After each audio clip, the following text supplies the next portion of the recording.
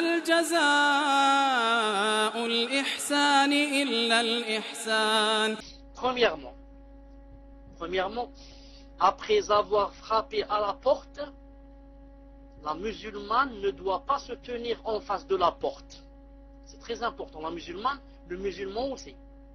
Quand on frappe à la porte, on ne doit pas se tenir en face de la porte.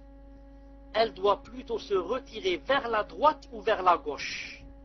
Abdullah ibn Busr, qu'Allah Azza wa Jalla a dit, quand le prophète sallallahu alayhi wa sallam s'approchait d'une porte pour demander aux gens de la maison la permission d'y entrer, il ne se mettait pas en face, mais sur la droite ou sur la gauche.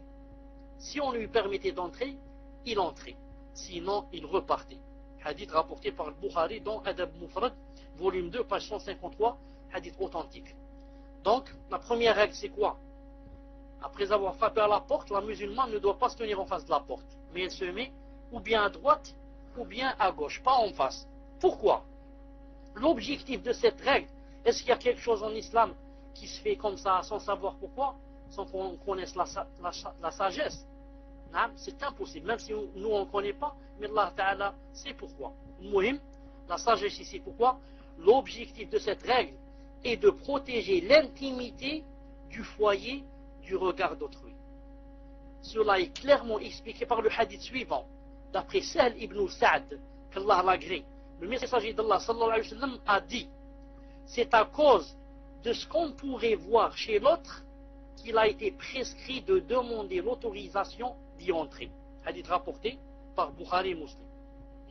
Donc pourquoi la musulmane et le musulman, quand il frappe à la porte, il ne reste pas en face de la porte au milieu, mais il se met ou bien à droite ou bien à gauche. Parce que lorsque la personne vient et va nous ouvrir la porte, il est possible qu'on voit des choses interdites, il est possible qu'on voit des choses intimes, il est possible qu'on voit sa femme avec des vêtements légers, il est possible que la femme voit un homme avec des vêtements légers, et comme ça. C'est pourquoi, elle doit toujours se mettre ou bien à droite ou bien à gauche. Elle dit premièrement, et deuxièmement, pour ne pas percer l'intimité des gens. Je ne suis pas curieux au point de savoir comment et qu'est-ce qu'il y a dans la maison de cette personne, etc. D'où l'interdiction de porter un regard indiscret sur la maison des autres, pour les espionner ou pour savoir ce qu'il y a à l'intérieur.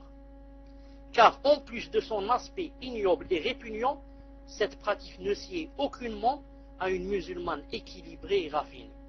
Le messager d'Allah sallallahu alayhi wa sallam avait si horreur de cette indiscrétion obsessionnelle qui permit à la personne espionnée de crever l'œil de l'intrus curieux. Il a dit sallallahu alayhi wa sallam, quand quelqu'un regarde à l'intérieur d'une maison sans demander la permission à ses habitants, ceux-ci auront le droit de lui crever l'œil. Hadith rapporté par Muslim, voir Sharh Muslim, volume 14, page 138. C'est pour ça que le messager d'Allah sallallahu alayhi wa sallam, dans un hadith authentique qui se trouve dans Sahih al-Jami' de Sheikh al-Albani rahimahullah, était dans sa maison en train de quoi? En train de se gratter les cheveux avec une sorte de fourchette comme ça. Autrefois il n'y avait pas comme nous, par exemple la brosse. Et il a senti que quelqu'un était en train de voir du trou. Par exemple du trou de la porte, il était en train de voir, ou bien du trou de la fenêtre, il était en train de voir ce qui se passait dans la maison du messager d'Allah sallallahu alayhi wa sallam. Le messager d'Allah est allé le voir, il a ouvert la porte, il a dit, si je t'avais trouvé toujours en train d'espionner, de regarder comme ça, je t'aurais crevé l'œil, ou quelque chose en ce sens. C'est pour ça que les savants disent, si quelqu'un met son œil, par exemple dans le trou de la serrure pour espionner, et si jamais on le frappe avec une aiguille ou bien une fourchette, avec n'importe quoi, on lui crève l'œil, s'il va au tribunal musulman pour demander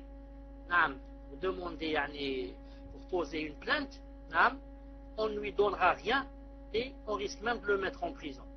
Si on prouve que, parce qu'il est en train de voir du trou de la serrure, il est en train de voir des choses intimes, tout ce qu'il y a derrière la porte c'est intime.